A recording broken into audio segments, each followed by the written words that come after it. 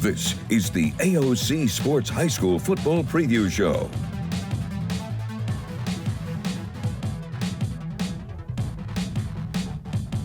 Two months into the high school football season already. Hard to believe this is week 8. I think we say that each week, but it's hard to believe. Maybe we should just start believing it at some point. We don't say it's week 8 every week. That's reserved for this week. So, yeah, it's been quite a season. Jim Cox, Dan Brennan here, getting ready for tonight's big 7A Region 1 matchup. Theodore and Fairhope. Of course, we saw Theodore in week 1 of the season. We have yet to see Fairhope, but boy, they have been really getting after things since their opening week loss to Spanish Fort. And then Coach Collier and his team, boy, defensively just playing lights out. So we can't wait to look more at that matchup. But let's go back a little bit to Friday night up on the hill. Number 1 ranked Spanish Fort taking on Saraland, and like we said, just because of the way the schedule had fallen, we'd already seen Saraland 3 times and saw them improving. But I mean, what a tremendous win for the Spartans on the road going up against the Toros on Friday night. You know what they did that was so amazing? They really contained everything Fairhope was trying to do. Fairhope likes to run the ball to establish that first, and then they can do whatever they want. They've got a very crafty and athletic quarterback. They can use him in any kind of way they want to. But the party was spoiled a little bit by Jeff Kelly and that defense, because what they did was they minimized Saraland's run game, and that kind of hamstrung them to a degree. And Jeff Kelly, pretty excited about the win. He seemed a little bit like I mean, certainly they were underdogs in the minds of most everybody that were to pick the game. I mean, for heaven's sake, Spanish Fort's number 1 in the state. Right. So you're not going to be you're not going to be the favorite. Saraland had lost 2 games, albeit in the very beginning of the season. One of those games we saw to an opponent tonight, Theodore. They've won 8 of the last. Spanish Fort had beaten Saraland 8 of the last 10. Kind of had their number for a while. That's what it seemed like. But a very fulfilling win for Jeff Kelly, and you could tell in his post-game comments. Yeah, he was excited, and Carl Fontroy, the safety for the Toros, we saw him go out of that game, and we were hoping maybe he had just banged his knee, but it looks like it's a serious knee injury, and he's going to be out for the year.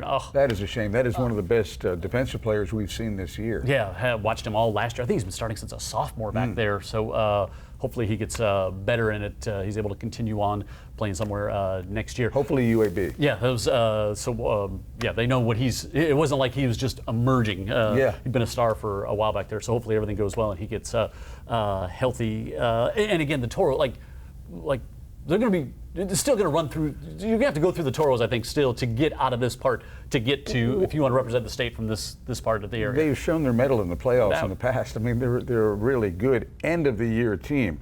Well, we're coming up on the end of the year. Little bump in the road, but they'll be fine. Yep. Heather Healy with us, filling in for one of our doctors here tonight, and we're not going to talk about your accreditations and where you went to. No medical history. Sometimes we'll see an injury on the field, and Dan and I will joke that we're just a few hours short of our medical degree, so we don't like to make judgments. So now we're 2 months in. You've gone to some fun places, but that atmosphere up at Spanish Fort is, I'm sure, was something that you found really electrifying. It was unlike any other. Those fireworks at the very beginning, like I mentioned before, that was something that I've never seen at a high school football game before. But I do want to mention that Saraland defense, from where they were from week 1 to now, was so sound and just really came all around. And the last time we saw them was McGill-Tulane when they had that last hit on that quarterback, right? Yeah. So really kind of made a statement there, and they really capitalized on that in week 7. Yeah. So we actually saw a helicopter land at midfield. Remember that when they delivered the game ball with a helicopter and landed it right at midfield during one of the broadcasts there at Spanish Fort. Yeah, Spanish Fort, they leave nothing to the imagination. If they can do it, they're going to do it, and it was a great atmosphere. Yeah. And I think those fans were kind of stunned that they lost that game. Yeah, but they pulled out all the stops, it seemed like, for that game for sure. So, and it's not over till that clock strikes 0, and all those fans were there until that clock struck 0. Yeah, and they're going to rebound. And you look at those top 2 teams, and McGill is still going to be a team in that region that they're going to have a say in how this all shakes out. But last year, Saraland loses to Spanish Fort in the regular season up in Saraland. Then the game had to be played, the semifinals had to be played in Spanish Fort. So you start looking, it's like, okay, so it's not just about the region, but now potentially if you can stay alive in the playoffs, it's going to mean a home game against that region foe for maybe a chance to go to state. So excited about that. Excited to see Theodore, very impressive in week week one, we kind of knew what we were going to get out of them. They certainly delivered, and they've just continued to ramp it up since the start of the season. You know, very impressive period. They've been very impressive the week we saw them. They've been very impressive all these weeks we weren't invited. But we're invited tonight, and we're going to be down in Theodore and against a really good opponent too. Yeah, and it's this Fairhope team. It's going to be kind of fun to watch because they're doing some things that maybe not every play-by-play announcer loves, because a little misdirection, a little deception. Yeah, it's could make it tough. So we'll see how they look. But boy, Tim Carter's done such a great job since coming down here. So we're excited. This might be his best coaching job. Yeah, really, and really, we were just talking with Coach Collier too. But you sometimes can't be so rigid that you can't make an adjustments to what you have as far as players. So we'll continue to talk. Heather's here with us. We'll get you ready for the matchup here tonight. It is Fairhope and Theodore. Unbeaten is Theodore on the year. Fairhope without a loss in the region, and both teams ranked in the top 10. So we're excited to see this one here tonight. Big 7A, big boy football, as we like to refer to it here on Friday Night Rivals. We'll talk more about it coming up right after this.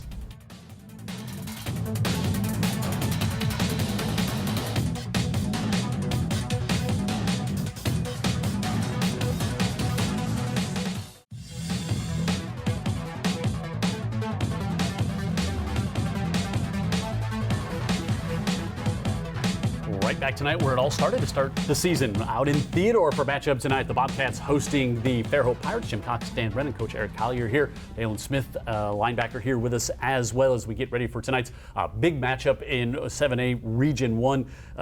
Coach, we saw your team week one, obviously very impressive, and you've got to be happy the way the season has continued to roll on. Your team has progressed, because it sure looks good on paper so far. It does. It does. And you know, the kids are practicing hard, so things are going good. The thing I like about this bunch is I don't think they're satisfied. This bunch has got a chance to really be special. And again, that goes back to them. They show up every day. They work their butts off. We had a great practice this week. I told the coaches earlier this afternoon, we've had 3 good days. Yeah. Kind of like that deal, the hay's in the barn now. It's on the kids now. Mm-hmm. And this group, though, they've been successful the whole way, right? Yes. I mean, this has been you've known this is going to be a great group coming up. I can remember these kids when they were playing at Little League, and watched them win county championships in the Little League. Wow. So they're a special group. They're a good group. And again, the thing I like about them is I don't think they're satisfied. That's really and a coach would know that. You can sense a team that the effort's kind of there. But if you have a team that has real aspirations and real possibilities to meet those aspirations, sky's the limit for this bunch. Huh? I agree. I do. The thing that you watch them, and they come in every day, and you're not going to fool kids. You know that. So you'll cut some tapes on, and they're like, "Okay, coach, we got this." Then you cut Fairhope's on, and I told them Friday night after the ball game, I said, all right, look, won't be no issues this week. Everybody will be locked in, and they have been. Mm-hmm. And again, that goes back. They know what they've got to do. They know the work's got to be put in. And again, that's why we've had a great week of practice this week. I love hearing that, and I know you love coaching in that community. Oh, yeah. I know you love coaching those kids. You are those kids. Yeah. And it makes a big difference, doesn't it? It's everything. Where you coach. Absolutely. I think a lot of times when coaches make decisions to go places, they don't always think about, do you truly fit as a coach? Mm-hmm. And I think the one thing I can say is I think I truly fit at Theodore. I would agree. I love those kids, and we kind of come from the same backgrounds as, hey, we're going to grind every day. We're going to work our butt off, and things are going to work out because we do work hard. Yeah, so hard work, leadership, those are just a few of the things that jumped off out of the mouth of Coach Collier when we were talking about you. Dalen Smith, outside linebacker, and kind of like coming into your senior year, like you've been with your guys since a long time, and you kind of knew you had to know this was going to be a chance to be a special year, right? Oh, yes, sir. Growing up as a little underclassman, looking up to the older guys, teaching us, preparing us for the future, knowing we're going to have a big chance to do what we got to do this year. I think you should wear a sign around you, or maybe the T-shirt, "The play ends here." This kid, I got in the elevator with this linebacker, and sometimes a high school linebacker is a high school linebacker. He's a scrappy kid. He does his job. My man here, He's ready to knock somebody, but in the elevator thought it was going to be me. So I can see that you're a big specimen. Have you had to work hard in the weight room to get to where you are today? Oh, yes, sir. When I first came, I was a little scrawny, but coaches always help us, give us a meal plan, teach us how to build our muscle. You were talking about just how he is kind of like, he makes sure everything is in order from almost like a business standpoint. Like he is the tone setter. Yeah. Not the easy part is doing it on Friday night for a lot of kids, right. But to be that guy Monday through Thursday. Well, the thing that people forget is he's that guy in the building too. You got those kids who lead on the field. He's that guy in the hallways. He's that guy in our community. He's that guy when we go upstairs to do our devotionals and call roll. Him and Kirsten Rogers, they kind of set the tempo for our whole team. I saw something about Kirsten, and you can tell me if I'm right too. I really like that kid, and one of the reasons I really like him is he appears to be all about team. For as much of a star player as he is, we saw that, Jim. In game one against Saraland, there were plays that maybe there was a motion or something. You were driving, something went haywire a little bit, might have been a 5-yard penalty, might have been a timeout because of the clock. He gathered everybody. He was mad at first, and then he gathered himself and he gathered everybody. And I just think that's you just don't see that enough when you were watching the team's star running back. Well, the first game of the year, we're playing Saraland, and it's late in the game, and we've kind of taken control of the game, and we had a little scuffle on their sideline, and I'm thinking, oh goodness. That one went over and snatched one of them young ones up and said, "Get your butt back over here." Wow. That's what leaders do. Yeah, absolutely. Yeah, and emotions are running high at that point because you're over there in hostile territory and everything else, but you had to keep a cool head. So we're talking about Kirsten. So like when the ones and ones go against each other, I bet there's some contact. I bet in practice, there's some battles in practice, I would guess, right? Oh yes, sir. It's a lot of battles because we just like the competitiveness against each other. So we just tell coach, put the ball down, let's play it from right there, let's go. That's the thing about our coach here. He's not going to fool you. He's not going to trick you. He's not up at night trying to come up with plays in his head. He says, block and tackle. Yeah. And if you've got a physical team that blocks and tackles and takes the will out of the other team, that's kind of a lost art in some coaching, right? Well, Dalen plays defense, and I've been a defensive guy my whole life. And when you can get your defense to completely take their game plan away from them, you've got them. You do have them. You've got them. Yeah. And same thing on offense. If you can go in there and sustain your will on them offensively, the game's over. Yeah. So we'll wrap in a second here, but it's going to be a bit of a different challenge. You're going to see a Fairhope team do some things tonight that you don't see week in and week out. I mean, reading your keys and discipline, I would guess, are going to be something that it's going to be a different challenge tonight, isn't it? Yeah, but all we got to do is stay locked in, play our keys, play our read keys, do what coach been teaching us the whole week, and we're going to be fine. It's going to be different than we see most Fridays, isn't it? It will, on their side. It may not be different on your side, but on their side it's going to be different. Coach Carter's done a good job with them. Joel Williams runs his offense, and it'll be different. You got to stay gap sound, and we've spent a lot of time on that, and we feel good about our game plan. Yeah, they're a sound defense already. They've had a bit of a challenge this weekend, no doubt about that. But defense travels, and defense usually plays really well at home. All right, well, we can't wait to kick it off here tonight. We've got Fairhope and Theodore. We had a bit of a scheduling problem with Coach Carter. Unfortunately, he was not able to make it here tonight. Heather is going to get us ready for kickoff. Thank you so much. We'll see you. All right, thanks, Coach. We will see you out on the field. Can't wait for kickoff tonight. Friday Night Rivals. It's Fairhope and Theodore tonight here on UTV 44.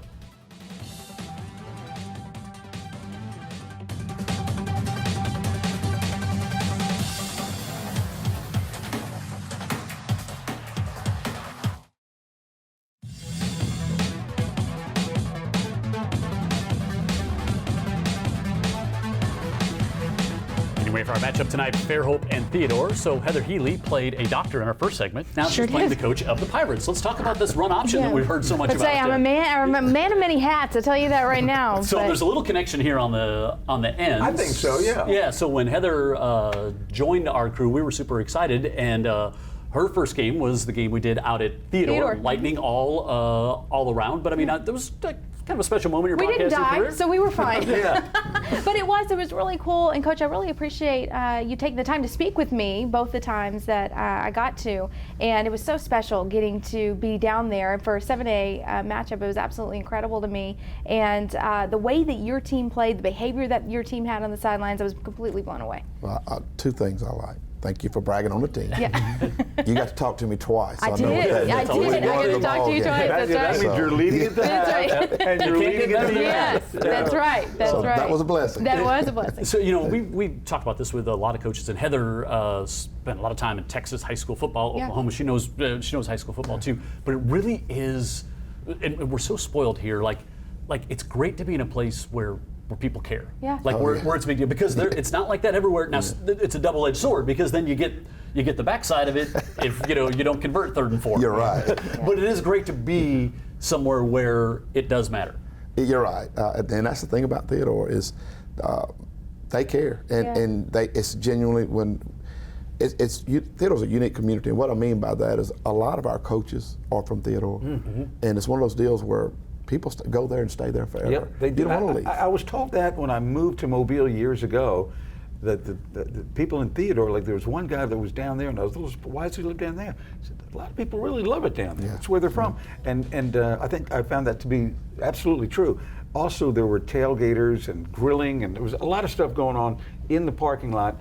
So football at Theodore is kind of it's not just an athletic endeavor, it's kind of social too.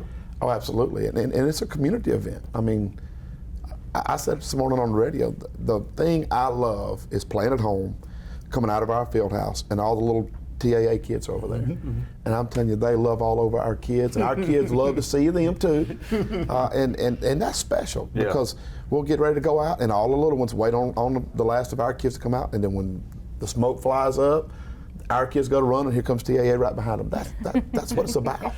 You were talking. You said you can't fool kids. Like you can't. You can't put on the tape. And if you're playing sometimes there's just a discrepancy. Yeah. The kids know, but like, are the kids more tuned in now than they were 10 or 15 years ago? I mean, do they know? I would just think technology, and we can see highlights on Huddle. We can see highlights on YouTube.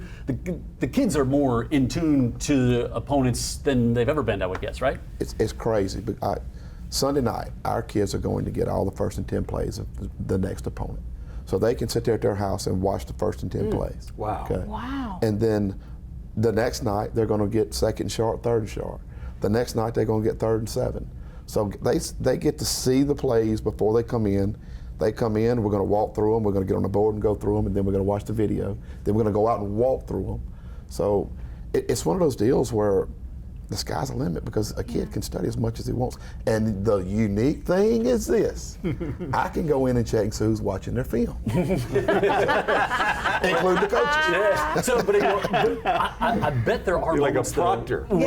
where a kid makes a play, and you have to say, how did you know that? And the kid's gonna say, I was watching the film, and and maybe an obscure play, or it was something they did in week 2, and now it's week 8, and he saw it, and that's gotta be super proud. Well, I tell you what comes to mind. I was reading an article a minute ago about C.J. Mosley. C.J. made a check in this past ball game, and the head coach don't allow defensive checks. Well, C.J. checks them to another defense. They end up getting a sack and winning the ball game. Wow.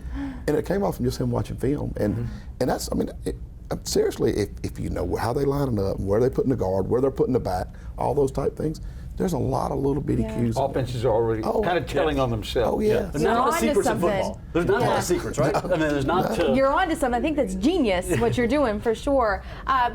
For the last question I'm going to ask you here, the camaraderie that you guys have and the reputation that you've built, how do you sustain that throughout the season?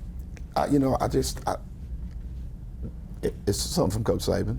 Be where your feet are. Yeah. Come in every day. On Monday, we're going to work on 1st and 10. And that's all we're working on. I tell the kids all the time, when you're sitting in math class, don't be thinking about 1st and 10. We're about math. Yeah. But when you come to the field house, we're going to worry about 1st and 10. On Tuesdays, we're going to worry about 2nd short, 3rd short.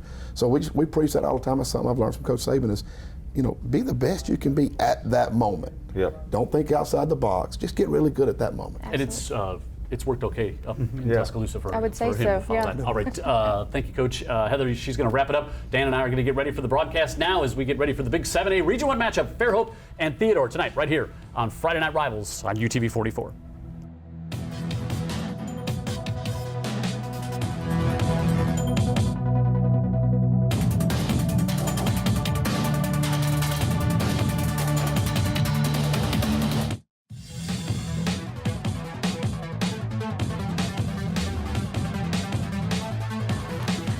Welcome back, everybody, to the high school football preview show. We are here at AOC. And before we get into all the fun with me, it's time to reveal Wendy's Giant of the Week. And congratulations, let's say that right, Heather, to Paul Gatley Jr. He's a junior offensive guard and center for Mobile Christian School. That's this week's Wendy's Giant of the Week.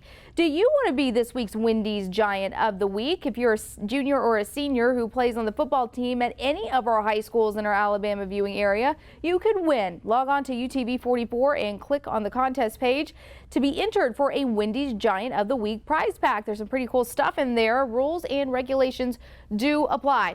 All right, we are at the last of the show, the funnest part of the show, if that's a word. I've got Dalen Smith here from Theodore, and before we get into all the hardest questions that you'll ever get asked in your life, I got to ask, your leadership is unlike any other on this team. Talk about what does it mean to be a leader for Theodore? First of all, I'd like to say I'm thankful for Coach putting me in that position, so I'm able to teach the young guys so they can follow in our footsteps, keep the pride, and the way the Flow Bobcats keep going. You ready for tonight?